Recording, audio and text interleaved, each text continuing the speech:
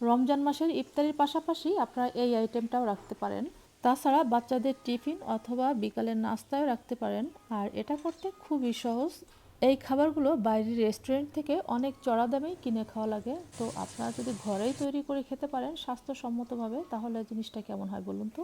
যে বাচ্চারা রোজা রাখে তাদের যদি একটু ডিফারেন্টভাবে ইফতারিটা দেওয়া হয়, তাহলে তাদের রোজা রাখার উৎসাহটা আরও দ্বিগুণ বেড়ে যায়। আর আজকে যে রেসিপিটা করব এটা হচ্ছে চিকেন ফ্রাই। আমি এখানে মুরগির মাংসের বুকের সাইডটা নিছি, আপনারা চাইলে লেগ পিসটা নিতে পারেন। আর মাংসগুলো কিন্তু একটু পাতলা করেই কেটে নিছি, আপনারা কিন্তু দেখেই বুঝতে পারতেছেন যে আমি মাংসগুলো ঠিক কেমন করে কেটে নিছি। এখন এই মাংসের ভিতরে দিলাম হচ্ছে লবণ, মরিচের গুঁড়া, ধনিয়ার গুঁড়া, জিরা বাটা। আপনারা চাইলে এখানে জিরার গুঁড়াটাও ইউজ করতে পারেন। সাথে দিলাম হচ্ছে আদা রসুন বাটা, পেঁয়াজ বাটা, আর দিছি হচ্ছে টক দই। সাথে দিলাম হচ্ছে এক ফালি লেবুর রস। এখন তো লেবুর অনেক দাম, যদি আপনারা এখানে লেবুটা ব্যবহার করতে না পারেন সেক্ষেত্রে আপনারা এখানে একটা চাটনি ব্যবহার করবেন, যে কোনো চাটনি হোক, আম, জলপাই, তেঁতুল, যেটারই হোক, ওটা দিলেও অনেক বেশি ভালো লাগবে খেতে। সাথে দিলাম হচ্ছে একটা মিক্সড মশলা, ওটা আমি ঘরেই তৈরি করছি, ওটার ভিডিও আমি আপনাদের দিয়ে দেবো, আপনারা ওইখান থেকে দেখে নিতে পারেন। আর সাথে দিলাম হচ্ছে সরিষার তেল, অবশ্যই এখানে সরিষার তেলটাই ব্যবহার করতে হবে। আর এই সব কিছু একটু সময় নিয়ে খুব ভালো করে মাখিয়ে নিয়ে এটা রেস্টে রেখে দেবো প্রায় আধা ঘন্টার মতো।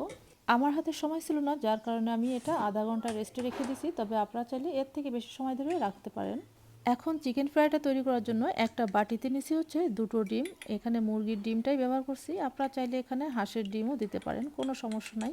এখন এই ডিম খুব ভালো করে ফেটে নিব, যেন কোথাও দলা না থাকে, এমনভাবে হচ্ছে ফেটে নিতে হবে। আর এই ডিমের সাথে কোনো কিছুই দেওয়ার দরকার হবে না, এমনিই ফেটে নিলে হচ্ছে হয়ে যাবে।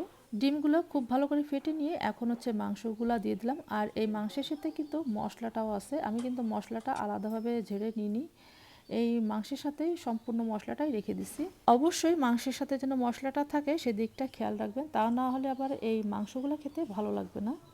ডিমের সাথে মাংসগুলো খুব ভালো করে মিশিয়ে নিয়ে এখন হচ্ছে এই মাংসগুলো ফ্রাই করে নিব।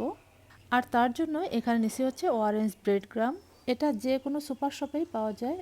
এখন এই মাংসগুলা ব্রেড গ্রামের সাথে ভালো করে চেপে চেপে উল্টিয়ে পাল্টিয়ে মাখিয়ে এরপরে হচ্ছে একদম গরম তেলে, ডুবা তেলের ভিতরে মাংসগুলো ছেড়ে দিতে হবে। আর এই মাংসগুলো ভাজতে গেলে অবশ্যই এখানে তেলের পরিমাণটা বেশি দিতে হবে, যেন মাংসগুলো একেবারে ডুবে যায়, ঠিক এরকমভাবে হচ্ছে তেল দিতে হবে এখানে। আপনারা দেখে বুঝতে পারছেন যে আমি এখানে কতটা তেল এখানে ব্যবহার করছি। মাংসগুলো কিন্তু ছাড়ার সাথে সাথেই ডুবে গেছে, এরকম ডুবা তেলেই হচ্ছে এই চিকেন ফ্রাইগুলো ভেজে নিতে হবে। আর এই চিকেন ফ্রাইটা ভাজার সময় চুলার আঁচটা অবশ্যই কমিয়ে রাখতে হবে, তা না হলে আবার এই ফ্রাইটা ভালো ভাজা হবে না, ভিতর থেকে কাঁচা থেকে যাবে এবং উপর থেকে পুড়ে যাবে। তাই চুলার আঁচটা কমিয়ে হচ্ছে এই চিকেন ফ্রাইটা ভেজে নিতে হবে। চিকেন ফ্রাইগুলো ভেজে নেওয়া হয়ে গেছে, দেখুন এটা একেবারে মুচমুচা হয়েছে আর এটা খেতে অনেক বেশি মজার ছিল। আপনারা এভাবে তৈরি করে আমাকে জানাবেন যে আপনাদেরটা কেমন হলো। আশা করছি আপনাদেরটাও অনেক বেশি ভালো হবে খেতে।